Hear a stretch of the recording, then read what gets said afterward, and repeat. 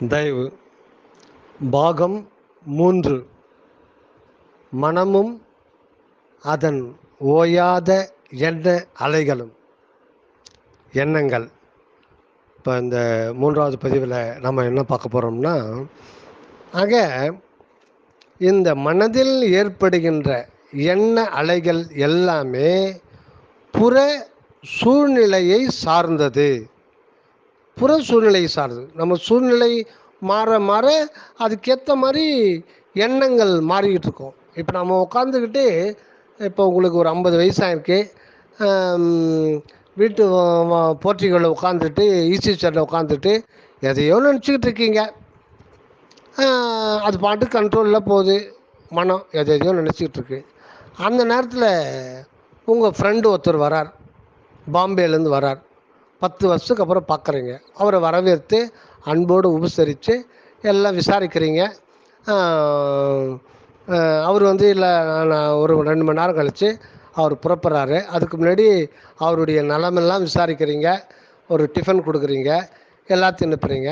அப்புறம் வந்தவர் அவசரமாக வேறு ஒரு உறவினர் வீட்டுக்கு போகணுன்னு வந்தவர் முதல்ல உங்களை பார்த்துட்டு பிடிச்சிட்டு போயிடுறார். இப்போ பாருங்கள், அவர் போன பிறகு உங்களுக்கு 1 மணி நேரத்துக்கு அவரை பற்றி சிந்தனை தான் வரும். அவர் கூட இளமையில் விளையாடுறது, பழகினது, படித்தது, இது எல்லாம் சண்டை போட்டது, ஃப்ரெண்ட்ஷிப்பாக இருந்தது. அவர் அதுக்கப்புறம் படிச்சுட்டு சரியாக படிப்பறாமல் பாம்பேக்கு போனது, அங்கே வியாபாரம், இதை பற்றி இப்போ பாருங்கள், ஆட்டோமேட்டிக்காக அவர் வந்ததுனால உங்களுடைய எண்ணங்கள் மாறுது. எல்லாமே அது மாற்றிடும். அது ஒன்றுமே பண்ண முடியாது. அப்போ சூழ்நிலை தான் நமது எண்ணங்களை நிர்ணயிக்கின்றன. அப்போது நம்ம சூழ்நிலையை அதிகம் மதித்து இது பண்ணக்கூடாது. அதே நேரத்தில் உசாதீனப்படுத்தவும் கூடாது. சூழ்நிலைன்னு ஒன்று இல்லைன்னா நம்ம இறைவனை உணர்றதுக்கு வாய்ப்பே கிடையாது. அதே நேரத்தில் இந்த சூழ்நிலைன்றது நித்தியமானதும் அல்ல, உண்மையானதும் அல்ல. அதுக்காக அது மாயைன்னு சொல்ல முடியாது. இது எதுவுமே நிரந்தரமற்றது, அது மாறிக்கிட்டே இருக்கும். அது பொற்சபை சம்பந்தப்பட்டது. அது சூழ்நிலை மாறிக்கிட்டே இறைவனே தான் சூழ்நிலையாக வர்றார். ஏன் பாருங்கள், இந்த உடம்பு கூட சூழ்நிலைன்னு தான் சரவண சாமி சொல்லுவார். நம்ம உயிராகட்டும், உடல் ஆகட்டும், நம்ம வாழ்க்கையில் வர்ற எக்ஸ்பீரியன்ஸ் ஆகட்டும், உணர்வில் ஏற்படும் அனுபவங்கள் ஆகட்டும், இது எல்லாமே புறச்சூழ்நிலைகள் தான். ஏன்னா இது ஜீவனில் தான் ஏற்படுது, ஆன்மாவில் இன்னும் ஏற்படலை. ஏன்னா ஆன்மாவில் ஏற்படுகின்ற எக்ஸ்பீரியன்ஸு அருள் மட்டமாக தான் இருக்கும். அருள் தான் ஆன்மாவுக்குரிய எக்ஸ்பீரியன்ஸ்.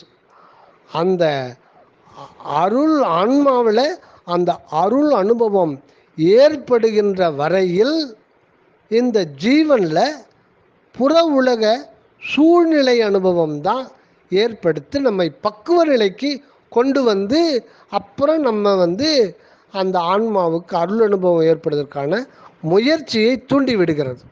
இதெல்லாம் முறைப்படி தான் அது நடக்குது. ஆக எண்ணங்கள், ஒவ்வொரு எண்ணமுமே சூழ்நிலை சம்பந்தப்பட்டது. சூழ்நிலை தான் நம்முடைய எண்ணங்களை நிர்மாணிக்கின்றது, தீர்மானிக்கின்றது. ஆனால் இது தீர்மானிக்கின்றா கூட மனம்ன்ற ஒரு அடித்தளம் தான் இதுக்கு முதல்ல தேவைப்படுது. மனம் என்பது மெய்ப்பொருளே தான் இங்கே படற்கை நிலையில் மனமாக இருக்கிறது. ஆக மனம் என்பது பொதுவு, அது எல்லாருக்கும், நல்லாருக்கும் பொல்லாருக்கும் நடுநின்ற நடுவாக அந்த மனம் இருக்குது. ஆனால் புற சூழ்நிலைகள் தான் நம்ம எண்ணத்தை நிர்ணயிக்கின்றன, நமது பாதையை நிர்ணயிக்கின்றன, நமது புற உலக இன்ப துன்பத்தை நிர்ணயிக்கின்றன. அதனால் எண்ணங்களை சரிப்படுத்த வேண்டியது ஒரு ஜீவனுடைய தனி முயற்சி, தனி பொறுப்பு, அதனுடைய கடமை. ஆக நேர் வழியில் செலுத்தினால் நம்ம இகத்தும் நன்மையை காணலாம், பரத்தும் நன்மையை காணலாம். அது இழுத்த இழுப்புக்கு நாம் போனோம்னா நிச்சயம் துன்பத்தை தவிர்க்க முடியாது. அதனால் இது வந்து திருக்குறளில் இதெல்லாம் தெளிவாக பல அதிகாரத்தில் வந்து திருவள்ளுவர் பெருந்தகை சொல்லியிருக்காங்க. சைவ ஆகமத்தில் நிறையவே இந்த மனதை பற்றி சொல்லியிருக்காங்க. அதனால் நல்ல எண்ணம், நல்ல எண்ணங்களை திரும்ப திரும்ப நாம் எண்ணுவதனால நல்ல நன்மை அது ஏற்படும். அது இல்லாமல் எண்ணங்கள், நல்ல எண்ணங்கள்லாம் என்ன, பிறருக்கு நம்ம வந்து தொண்டு செய்யணும். அந்த தொண்டில் மிக சிறந்தது உள்ளபடி பசித்த ஏழைகளுக்கு பசியாற்றுவித்தல். உண்மையில் காசு பணம் இல்லாமல், உண்மையில் குடும்பம் நடத்த முடியாமல் இருக்கிறவங்களுக்கு நம்ம சூழ்நிலைக்கு ஏற்ற மாதிரி பண உதவியும் செய்யலாம். ஆனால் அது கரெக்டாக அவங்க செய்கிற இடத்த பார்த்து கொடுக்கணும். அடுத்தபடியாக எப்படி அன்னதானம் சிறந்ததோ, இந்த ஞான தானத்தை நமக்கு ஞானிகள் கொடுத்துருக்காங்க. ஞான தானம் என்கின்ற மூட்டை, திருவருட்பா ஒரு ஞான தான மூட்டை, திருவாசகம் திருமந்திரம் ஒரு ஞான தான மூட்டை. இந்த மூட்டையை நமக்கு கொடுத்துருக்காங்க.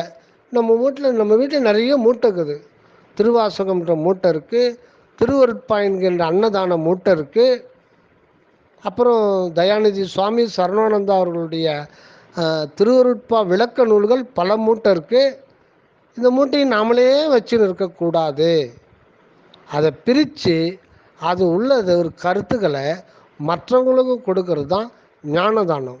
ஞானதானம்னா நாம் ஞானத்தை கொடுக்கறதுன்னு நினைக்க வேண்டாம். ஏற்கனவே ஞானதானம் என்கின்ற ஒன்று அந்த மூட்டை நமக்கு கொடுக்கப்பட்டிருக்கிறது புத்தக நூல் வடிவில்.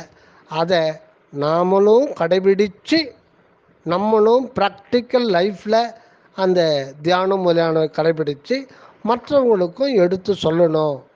என்ன, மனிதர்கள் மூலமாகத்தான் அது பரவ இருக்கிறது. அதனால் இந்த உயிர் விளக்கப்பணி, அறிவு விளக்கப்பணி நம்ம செய்யும்போது எண்ணங்கள் தானாகவே அடங்கும். அந்த இது வந்து ரொம்ப முக்கியமானது. அதனால் இன்னொன்று ஒரு மிகப்பெரிய ஒரு ரகசியத்தை சுவாமி சரவணானந்தா அவர்கள் சொல்கிறார். இப்போ மனம் அப்படின்னா ஒரு தமிழ் சொல். இதில் பாருங்கள், இங்கிலீஷில் இதுக்கு பேர் மைண்டு. அதில் எம்என், இது எல்லாமே மனம், இதே உச்சரிப்பு எம்என், மைண்டு வருது. அப்புறம் மனிதன், ஆங்கிலத்தில் மேன். அது பாருங்கள், அந்த மாவும் இன்னும் கரெக்டாக வந்துடுது. காரணம், தமிழ்நாடு தான் ஆதியில் முதல்ல மக்களினம் தோன்றியதான். இதை வந்து சில பேர் லெமுரியா கண்டம் சொல்கிறாங்க. இந்திய பெருங்கடல் இப்போ நிறைய மூழ்கி இருந்தது. அப்போ எல்லாமே வெளியில் பூமியாக இருந்தது தான். அதில் வந்து முதல் தோன்றிய மனிதர்கள் வந்து தமிழ் தான் பேசுனாங்க அப்படின்றாங்க. ஆக தமிழ் மொழி தான் முதல்ல ஏற்பட்ட மொழி. ஆனால் இப்போ இருந்த அளவுக்கு அப்போ வளர்ச்சி கிடையாது. ஆதியில் இருந்த தமிழ் அந்தளவுக்கு வளர்ச்சி இல்லை. ஆனால் தமிழ் தான் முதல்ல பேசப்பட்டது. ஆக உலக மக்கள் எல்லோருமே ஆதியில் தமிழர்கள் தான். தமிழன் அப்படின்னாலே அது வந்து ஒவ்வொரு மனிதனையும் குறிக்குது. சைனாவில் இருக்கிற மனிதன் கூட தமிழன் தான் ஆதியில். ஆதி நிலைக்கு போகும்போது தமிழனை தான் இருந்திருக்காங்க. அதுக்கப்புறம் இந்த கண்டமே வந்து இந்திய பெருங்கடலில் ஒரு காலகட்டத்தில், இதெல்லாம் பல லட்சம் வருடங்களுக்கு முன்னாடி அது கடல் மூழ்கிடுச்சான். அதுக்கப்புறம் வந்து பரப்பளவு இதனால் வேறு பரப்பளவில் மக்கள் வந்து போயிட்டாங்களாம். இது நிலத்தில் மூழ்கினதுனால எஞ்சிருந்தவங்க அப்படியே உலகம் ஃபுல்லாக அங்கங்கே போய் இந்த லாங்குவேஜ், இந்த ஒளியினுடைய தன்மை, அப்போல்லாம் வரி வடிவம் கிடையாது, ஒளி வடிவம் தான். அந்த ஒளி வடிவம் வந்து அப்படியே காலப்போக்கில் மாறி போச்சு. அதில் சில இது மட்டும் அப்படியே நின்றுச்சு. மனம் மேன், மனிதன் மேன், மனம் மைண்டு. இதை வந்து இந்த மனம் என்ற சொல்லு ஆதியில் ஏற்படுத்தி தமிழ் ஞான சித்தர்கள். இது மற்ற லாங்குவேஜ் போல் கிடையாது. மற்ற லாங்குவேஜுக்கும் தமிழ் லாங்குவேஜுக்கும் என்ன வித்தியாசம்? வித்தியாசம்னு கூட அதை சொல்ல முடியாது. தமிழ் உண்டான நோக்கமே வேற, மற்ற லாங்குவேஜ் உண்டான நோக்கமே அது வேற. மற்ற லாங்குவேஜ் எல்லாமே உலக வாழ்க்கைக்காக. ஆனால் தமிழ் மட்டும் அக அனுபவ, அருள் அனுபவ, ஆனந்த வாழ்வுக்காக முத்தி சித்தி ஜீவனானது முத்தி சித்தி அடைவதற்காகவே கடவுள் அருளால் உருவாக்கப்பட்ட மொழி தான் தமிழ் மொழி. இதுதான் வள்ளல் பெருமான் லேசிலே சிவானுபூதியை கொடுக்கின்ற மொழி இந்த அமிழ்த தமிழ் மொழி. ஆக இதில் இருக்கிற ஒரு அற்புதம் என்னன்னா, ஒவ்வொரு எழுத்துமே கடவுளை பற்றி நமக்கு பறைசாற்றுகின்றது. ஒவ்வொரு எழுத்தில் இருக்கிற பெண்டு கூட கடவுளை பற்றி நமக்கு சொல்லுது. அந்தளவுக்கு இது முழுக்க முழுக்க சிவத்தை, அந்த சிவபரம்பொருளை பற்றி கடவுள் உண்மையும் ஆன்ம உண்மையும் இந்த பிரபஞ்சத்துறை எல்லாத்தையுமே நமக்கு எளிதிலே விளக்கம் தரக்கூடியது இந்த தமிழ் மொழி. இதில் முதல்ல எழுத்துக்கள் தோன்றி ஒவ்வொரு எழுத்துக்குமே அது எத்தனையாவது ஸ்தானத்தில் வந்ததுன்னா அதுக்கு ஒரு அனுபவம், அதுக்கு ஒரு கணக்கு இருக்குது, அதுக்கு ஒரு அர்த்தம் இருக்குது. அதே மாதிரி ஒரு எழுத்தை இன்னொரு எழுத்து சேர்க்கும் போதே ரொம்ப கேர்ஃபுல்லாக அக அனுபவத்தோடு தான் சேர்த்து நமக்கு கொடுத்துருக்காங்க. சும்மா எந்த எழுத்து அந்த எழுத்தை சேர்த்து ஒரு வார்த்தையை உருவாக்கலை. ஒரு வார்த்தையை உருவாக்கும் போது கடவுளுக்கும் ஆன்மாவுக்கும் சம்பந்தப்பட்ட ஒரு இதைத்தான் உருவாக்கி கொடுத்துருக்காங்க. அதனால் தமிழில் ஒரு சொல்லை எடுத்துக்கிட்டால் அதில் கடவுளை பற்றியும் ஆன்மாவை பற்றியும் பிரபஞ்சத்தை பற்றியும் கண்டிப்பாக இருக்கும். ஆனால் மற்ற லாங்குவேஜ் அப்படி கிடையாது. அது தமிழை மூலமாக கொண்டு காலப்போக்கில் எப்படியோ மனம் போன போக்கில் மாறிடுறதுனால அதுக்கு அர்த்தம் இல்லாமல் போச்சு. ஆனால் தமிழ் மட்டும் அப்படியே நிலை கொண்டு விட்டது. தமிழ்நாட்டில் அன்னைக்கு எப்படி உருவாக்குனாங்களோ அது அப்படியே இருந்துச்சு. அந்த வகையில் ஒவ்வொரு சொல்லிலையும் எழுத்துக்களை, ஒவ்வொரு எழுத்தையும் இணைக்கும் போது மிகவும் சர்வ ஜாக்கிரதையோடு அகவிழிப்போடு இருந்து கொண்டு ஆண்டவருடைய ஆணையை எதிர்பார்த்து அவர் ஆணையிட்ட வண்ணம் அந்த ஞான சித்தர்கள் சொல்லை உருவாக்கி கொடுத்திருக்கிறார்கள். அந்த வகையில் ஒரு சிறந்த ஒரு சொல்லு தான் மனம். இப்போ இந்த மனத்தை மட்டும் நம்ம பார்த்துட்டு நம்ம இந்த பதிவோடு இதை முடிச்சுக்கலாம். இதுக்கு இது அடியனுடைய இதை இப்போ சொல்கிறதுக்கு நான் அடியேன் விருப்பப்படலை. ஏன்னா அது தனிப்பட்ட ஒரு இதெல்லாம் வாழ்க்கையில் இருக்க சொல்கிறது நடத்துறதெல்லாம் சொல்லக்கூடாது. ஏன்னா அது தவறாகிவிடும்.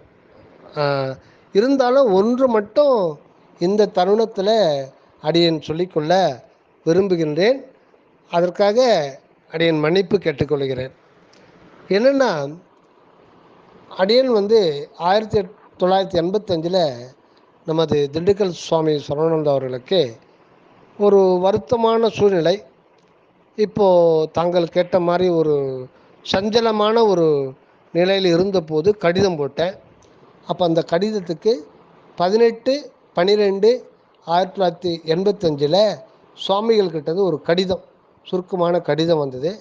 அது அன்பு ஒளி எனும் இறை மனிதன் புத்தகத்தில் அது இருக்குதுங்க.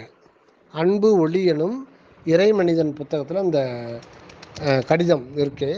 தயவு கடிதங்கள் இருக்கும். அதில் என்ன சொல்கிறாரு, இந்த மனத்தை பற்றி சொல்கிறார். என்ன, இந்த மனதோடு தான் நம்ம போராடுறோம், எண்ணத்தோடு போராடுறோம். எல்லாம் எவ்வளவோ பக்தர்களும் அடியார்களும் யோகிகளும் இந்த மனதை அடக்கிறதுக்கு தானே காட்டுக்கு போனாங்க. ஆனால் அவங்களாம் மனதினுடைய உண்மையை தெரிந்திருந்தாங்களா? இல்லை, திருவருள் அப்போதைக்கு உணர்த்தவில்லை. சுத்த சன்மார்க்கம் விளங்குகின்ற இந்த தருணத்தம் தான் அனைத்தையுமே ஆண்டவர் உணர்த்துகிறார்.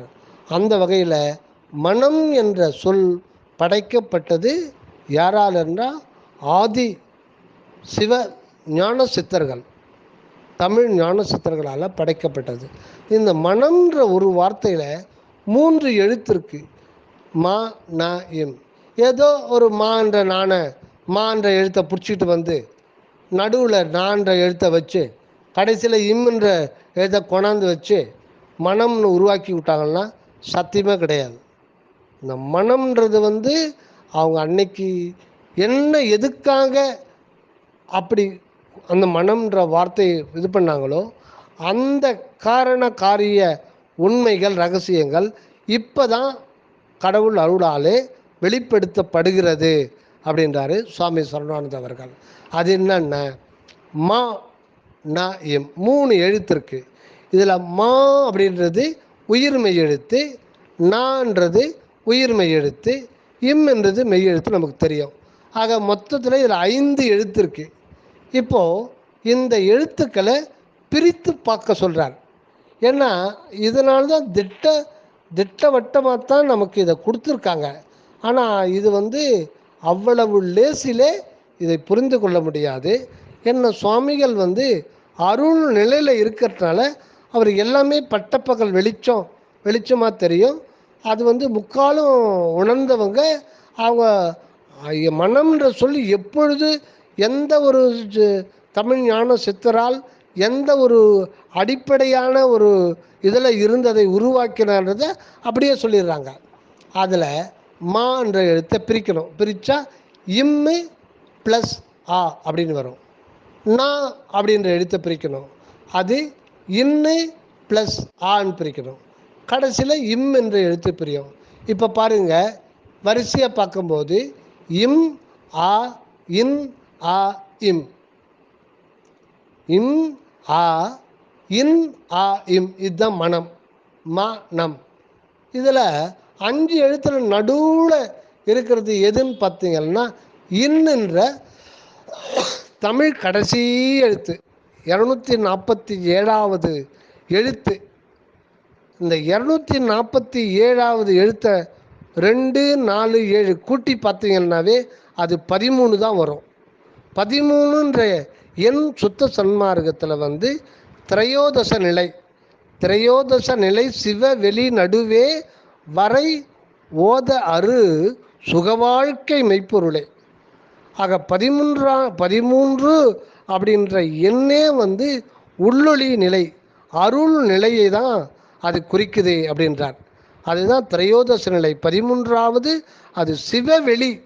அந்த சிவவெளி தான் நமக்கு உள்ளொளியாகவே இருக்குது. அதை குறிக்க வந்தது தான் 2 4 7 247வது எழுத்து. அதில் 2 4 7க்கு கூட அர்த்தங்கள் இருக்குது. அது வந்து அதை இன்னொரு இதில் பார்க்கலாம். 7ன்றது வந்து நிராதார நிலையை குறிக்கிறது. இந்த பக்கம் இருக்கிற 2ன்றது அகர உகரமும் சேர்ந்த 8 2 செத்த 10 ஆகிய உள்ளொளி நிலை. நடுவில் இருக்கிற 4ன்றது அது வந்து அதை சூழ்ந்திருக்கிற அகம் அகப்புறம் புறம் புறப்புறம் ஆகிய 4 நிலைகள் இந்த பிண்டத்தில் இருக்குது. ஆக இதை பற்றிலாம் சொல்கிறது தான் இவ்வளவு ஆழ்ந்த ஒரு கருத்தை கொண்டது தான் தமிழ் மொழி. இது வந்து இறைவனே அந்த புறநிலையில் இந்த தமிழாக இருக்கிறார். புறநிலையில் ஒரு இந்த தமிழாக வந்து நமக்கு தோற்றம் காட்டியிருக்கிறார் என்று அது சொல்கிறாங்க. அதான் தமிழுக்கு அமிழ்தென்று பேர் அப்படின்றாங்க. ஆக இன் என்ற எழுத்து நடுவில் உள்ளொளி நிலை 13வது நிலையை குறிக்குது. அதுக்கு இடது பக்கம் இம் ஆ வரும், வலது பக்கம் ஆ இம் வரும். நல்லா பாருங்கள். இம் ஆ ஆ இம். இன்னுக்கு லெஃப்ட் சைடில் வரும்போது ஆ மா.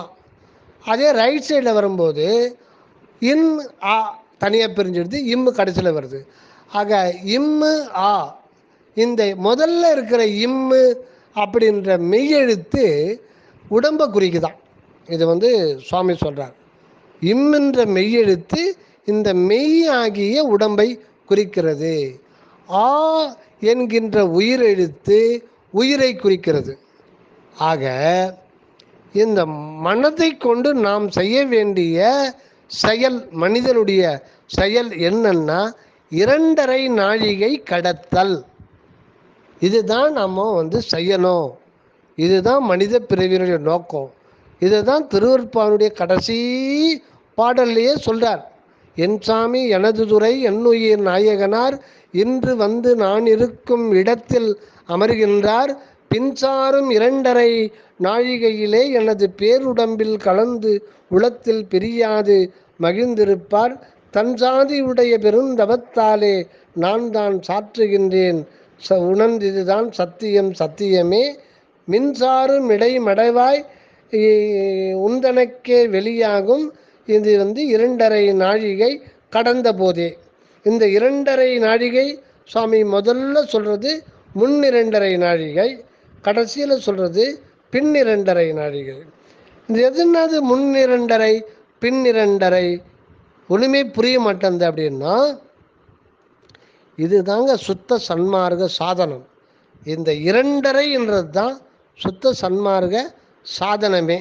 அதனால தான் நீங்கள் பார்த்தீங்கன்னா அந்த பேருபதேசத்தில் ஒரு குறிப்பை சொல்லுவார். 2½ வருஷமாக சொல்லி வந்தேன். 2½ வருஷமாக சொல்லி வந்தேன்னா வள்ளல் பெருமன் 1865 சுத்த சன்மார்க்க சங்கத்தை தோற்றுவிக்கிறாரு. அப்பத்திலிருந்தே அந்த தர்மசாலை 1867 அப்பத்திலிருந்தே தினசரி ஒரு 10 மணிக்கு மேலே விசாரணை நடக்கும். அந்த மரத்து நிழலில் ஒரு 10 பேர் 15 பேர் 20 பேர் தினசரி பெருமான் உரை நிகழ்த்து வரான். அப்படி இருக்கும் பொழுது 2½ வருஷமாக சொல்லி வந்தேன் அப்படின்றது அர்த்தமே வேற. நாம் நினைக்கிற மாதிரி இல்லை வள்ளலார் சொல்கிறது. 2½ வருஷமாக சொல்லி வந்தேன்றது அந்த 2½ நிலையை தான் குறிக்குது. இதை இன்னும் சில பாடல்களை சொல்கிறார். அந்த பாடல் அடியனுக்கு அது சரியாக ஞாபகம் வரல. அது இறைவன் சொல்கிறார், மகனே நீ மங்கள திருக்கோலம் புனைவாய், 2½ கடிகையில் அருள் ஒளி திருவை உமக்கு மனம் புரிவிக்கின்றாம் அப்படின்றார். இன்னும் 2½ நாழிகை அது 1 மணி நேரம். 2½ நாழிகை 1 மணி நேரம். அது 1 மணி நேரம் மணிக்கணக்கு அப்போ கிடையாது, 2½ கணக்கு தான் அது. அந்த 2½ கணக்கில் உனக்கு அருட்ஜோதியை உனக்கு கொடுத்துட்றேன். அதாவது அருள் ஒளி என்கின்ற அருள் ஒளி அல்லது அருட்ஜோதி என்கின்ற பெண்ணை உனக்கு திருமணம் செய்து வைக்கின்றேன். இதுதான் உண்மையான இல்லறம். இந்த இல்லறத்தில் இருந்து கொண்டு நீ வாழ்ந்தால் உனக்கு மரணம் என்பது எக்காலும் கிடையாது அப்படின்னா இந்த 2½ சுத்த சன்மார்க்க சாதனமே முன் 2½ பின் 2½ அதுதான் முன்பாட்டுக்காலை பின்பாட்டுக்காலை அப்படின்னு பல இடங்களில் பெருமான் மறைமுகமாகவே சொல்லியிருக்காங்க. அதுதான் அதை விளக்கிறது தான் இந்த மனம்ன்றது. இந்த மனதை கொண்டு தான் நம்ம அந்த சாதனமே செய்யணும். அப்போ இம்ன்றது மெய்யெழுத்து இந்த மெய் உடம்பை குறிக்கிறது. ஆ என்ற உயிரெழுத்து உயிரை குறிக்கிறது. ஆக உடல் நிலையும் உயிர் நிலையும் நம்ம கடந்து போனோம்.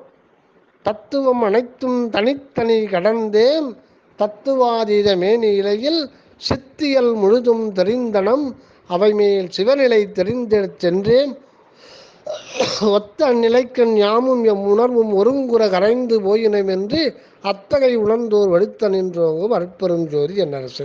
அந்த தத்துவ நிக்கிரகம் செய்யணுன்றது தான் அந்த சுத்த சன்மார்க்க இதில் 3ஆவதாக வரும். தத்துவ நிக்கிரகம். அதுதான் தத்துவம் அனைத்தும் தாம் ஒருங்கு ஒழிந்திட சத்துவம் ஒன்றே தனித்து நின்று ஓங்கிட. ஆக இப்போ நம்ம எங்கே வைக்கப்பட்டிருக்கோம்னா தத்துவ நிலையில் தான் நம்ம கண்டு கொண்டிருக்கிறோம். ஆனால் உண்மையில் நம்ம அந்த சத்தாகிய நிலையிலிருந்து தான் இருக்கோம். அது நம்ம மறந்தாலும் மறுத்தாலும் சரி, நம்ம எதோடு இருக்கோமோ அதோடு தான் இருக்க முடியும். அந்த சத்து என்ற ஒரு நிலையிலிருந்து தான் நமக்கு இருக்கிறேன்ற அந்த உணர்வு சதா உணர்வு சுடர் வந்துக்கின்னு இருக்குது. ஆனால் நம்ம அதை பற்றி நம்ம தெரிஞ்சிக்க விரும்பலை. என்ன அந்த புலன் இன்பத்திலேயே இது சுகமாக இருக்கே, அதை பற்றி போகிறதுக்கு நமக்கு இப்போதைக்கு அது அவசியம் ஏற்படலை. இது நல்லா இருக்கே. ஏதோ ஒரு படத்தில் வரும், கல்யாண சமையல் சாதம், காய்கறிகள் பிரமாதம், இதுவே எனக்கு போதும், இதுவே எனக்கு போதும். நமக்கு இந்த புலன் இன்பம் நல்லா இருக்கே, இது அன்றாடம் ஒவ்வொரு புலன் இன்பம் ஒரு சொர்க்கத்தை காட்டுதே, இதை விட பெரிய சொர்க்கம் என்ன இருக்குது?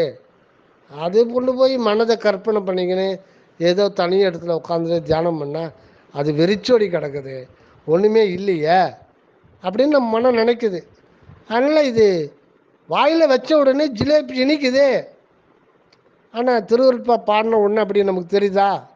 அது அர்த்தம் புரிஞ்சு அனுபவத்துக்கு வந்தாதான் ஊன் இருக்குது, உயிர் இனிக்குது, உளம் இனிக்குதுன்னு பாடுறாரு. நமக்கெல்லாம் அந்த மாதிரி உடனே இனிக்குதா? உண்மையில் இதயத்தில் கை வச்சு சொல்லுன்னு பார்த்தா சொல்ல முடியாது. நமக்கு இது அனித்தியம் தெரியுது. நம்ம ஓரளவுக்கு உண்மையை உணர்ந்து நம்ம பயந்து இறைவனை சார்ந்து கொண்டிருக்கிறோம், அவ்வளோதான் சொல்ல முடியுமே தவிர நமக்கு உண்மையான டேஸ்ட்டு கடவுள்கிட்ட வந்துடுச்சேன்னா இன்னும் வரல. அதுதான் வள்ளல் பெருமான் சொல்லும்போது, ஒரு பதார்த்தத்தின் ருசியை உள்ளபடி உணர்ந்தால் அன்றி அந்த பதார்த்தத்தின் மீது நாட்டம் போகாதுன்றார். அதனால் நம்ம அற்பெரும் ஜோதியை ருசிக்க தெரிஞ்சுக்கணும். அதுக்கு இந்த நாக்கு பிரயோஜனப்படாது. அதுக்கு சுவாமி சரவணந்தா சொல்வார், மெய்ஞான உணர்வு என்னும் நாக்கை கொண்டு அற்பெருஞ்சோதி ஆண்டவரை சுவைக்க வேண்டும். மெய்ஞான உணர்வு என்கின்ற நாவை கொண்டு அந்த ஆண்டவரை நாம் சுவைத்து பார்க்க வேண்டும். அதைத்தான் அண்ணாக்களை அமுதம் ஊறுதுன்னு பெருமான் மறைமுகமாக சொல்லி வச்சார். அந்த அந்தரத்தில் இருக்கிற அந்த அண்ணாக்கு அதை நம்ம இது பண்ணி அண்ணாக்களை சர்க்கரை பாகு மாதிரி ஊறுது அந்த மாதிரிலாம், அது அந்த மாதிரி அன்பர்கள் நோட் பண்ணி வச்சுட்டாங்க.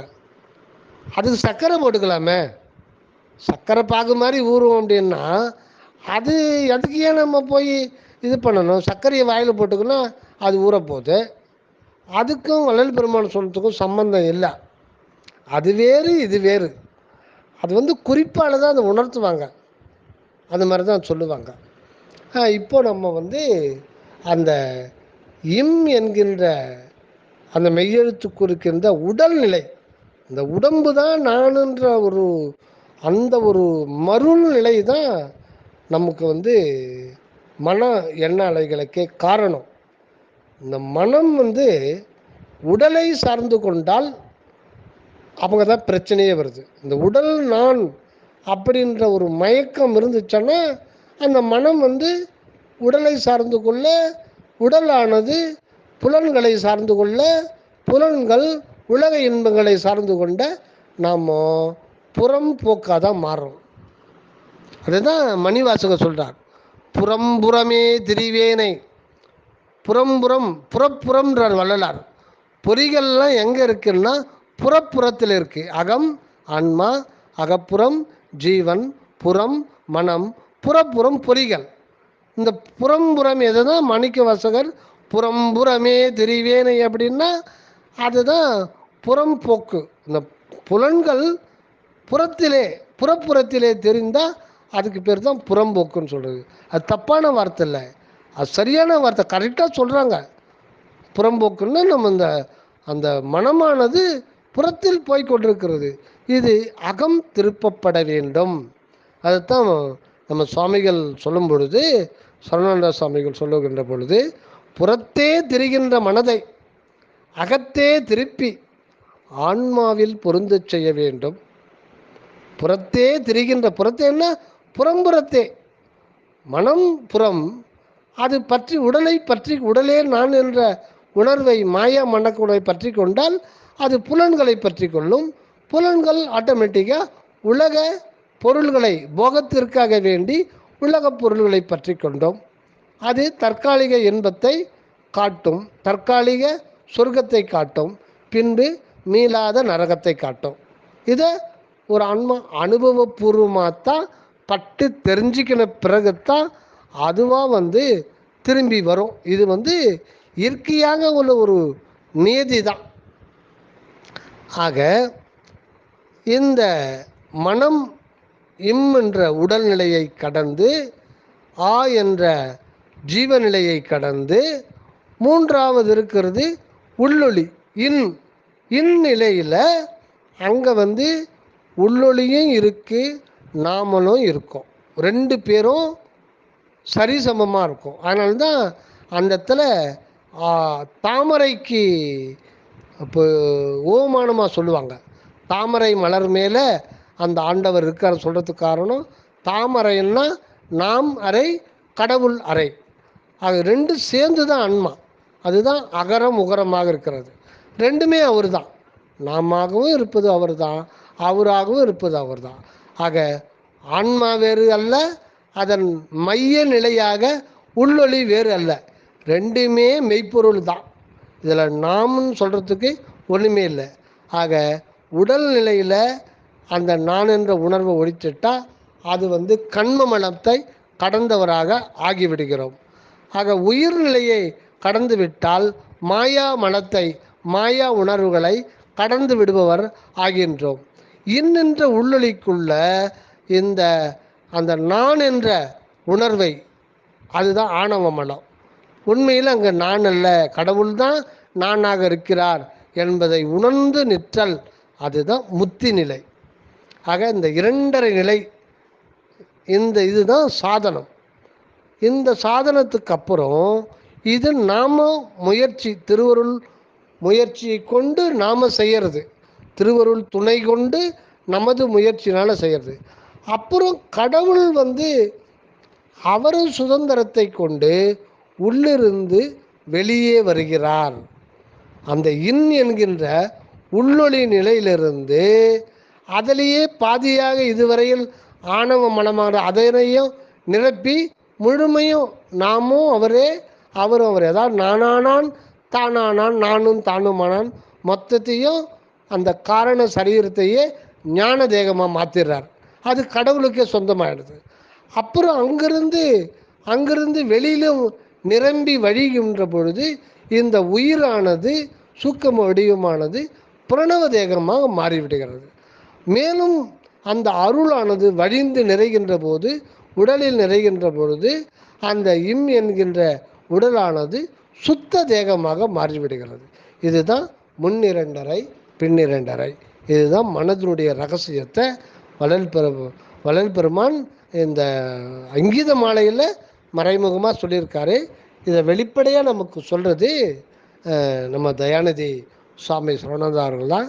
இது சிறியனுக்கு சிற்றடியனுக்கு அணுவினும் சிறியனுக்கு 18/12/1985 சுவாமிகள் வந்து அந்த கடிதம் குறிப்பிட்டிருந்தாங்க. அதை தான் தங்களோடு பகிர்ந்து கொள்கிறேன் ஐயா. இத்துடன் இதை நிறைவு செல்வோம். ஆக நம்ம முயன்று நம்ம எண்ணங்களை சரி செய்து கொள்ள வேண்டும். நினைப்பு மறப்பற்ற நிலைக்கு நாம் செல்வதற்கு நாம் முயன்று கொண்டே இருக்க வேண்டும். தயவு அற்பெரும் ஜோதி தனிப்பெரும் கருணை.